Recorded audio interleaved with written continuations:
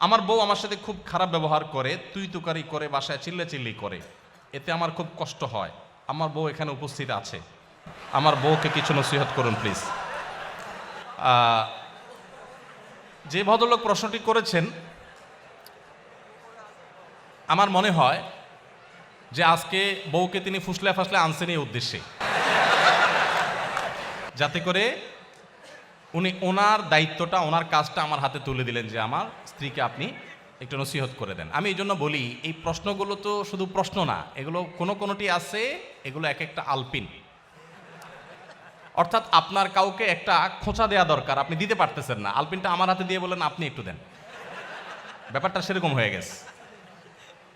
যাই হোক, প্রথম কথা হলো যে আমরা সবাই অন্যকে উপদেশ দিতে খুব পছন্দ করি, নিজে উপদেশ নিতে চাই না।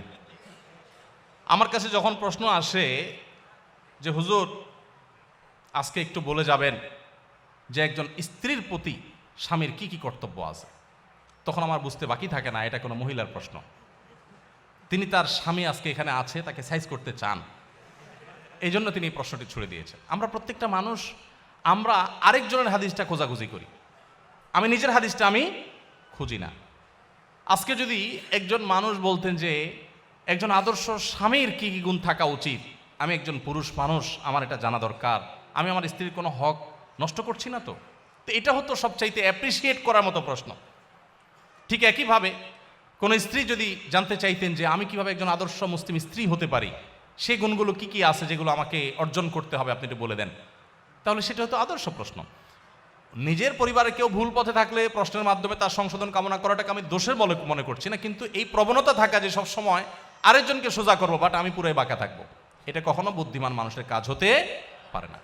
তো যাই হোক, কোনো নারী, কোনো স্ত্রী তার স্বামীকে যদি তুই তোকারি সত্যিই করেন, এটা খুবই জঘন্য এবং অত্যন্ত ভয়াবহ একটা ব্যাপার, অত্যন্ত ভয়াবহ একটা ব্যাপার।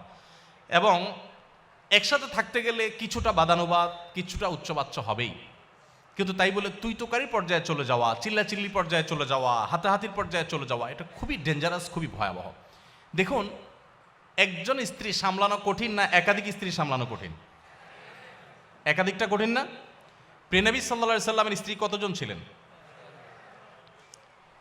এতজন স্ত্রী থাকার পরও আল্লাহ নবী সাল্লাল্লাহু আলাইহি সাল্লাম জীবনে একবারের মতো তার কোনো স্ত্রীদের সামনে চিল্লাচিল্লি করেছেন, গায়ে হাত দেওয়া তো পরের বিষয়, কখনো চিল্লাচিল্লি করেছেন নাউজুবিল্লাহ, এরকম একটি কথা কোনো জাল হাদিস দ্বারাও পাওয়া যায় না। তার মানে কি তাদের মধ্যে কিছু হয় নাই? বহু কিছু হয়েছে, এমন এমন জিনিস হয়েছে আমরা মনে করি যে কিছুই হয় নাই, বহু কিছু হয়েছে। হ্যাঁ, বহু কিছু বলতে আমরা যেগুলো মনে করি এরকম না, মানুষ হিসাবে তাদের মধ্যে অনেক কিছু হয়েছে।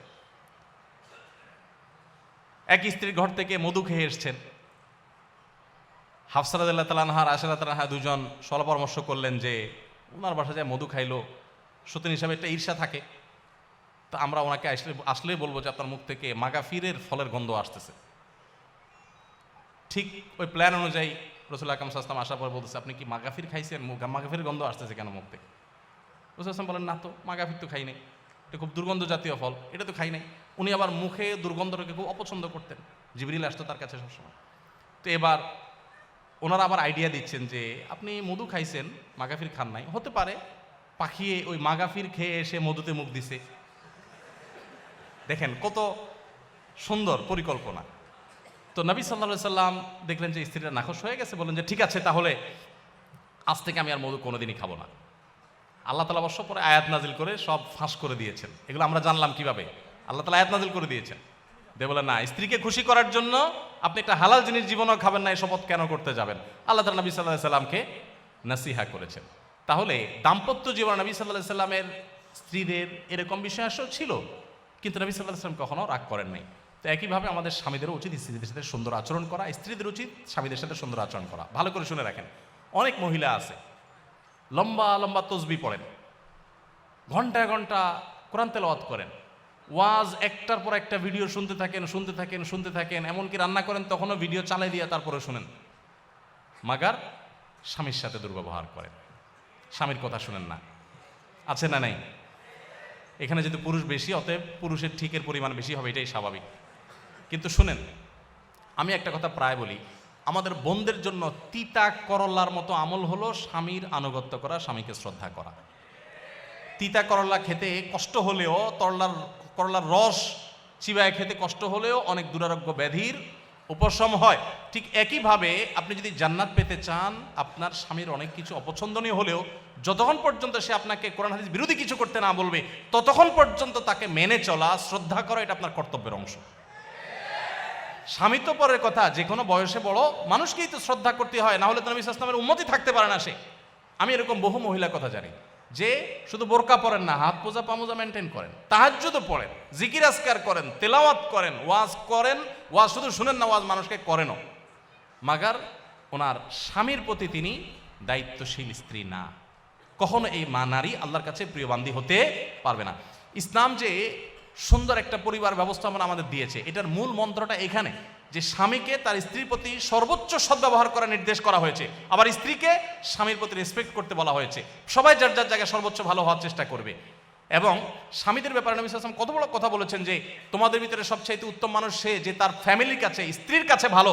এবং নবীজি কত বড় মানে উচ্চ পর্যায়ের সদাচরণ তার ছিল যে তিনি বলছেন ওয়ানা খায়রুকুম লি আহলি, স্ত্রীর কাছে ভালো থাকার ক্ষেত্রে তোমাদের যে কারোর চাইতে আমি আমার পরিবার স্ত্রীদের কাছে আমি ভালো।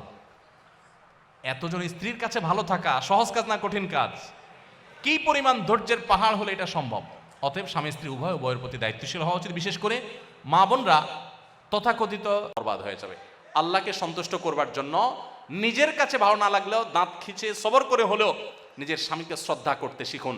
আপনাকে ওরা উস্কানি দিবে, আর রেখে দাও, ছেড়ে যাও ওকে, কারোর উপরে তোমাকে নির্ভর হয়ে থাকতে হবে নাকি? ওরা উস্কানি দিয়ে আপনাকে বের করে দিবে।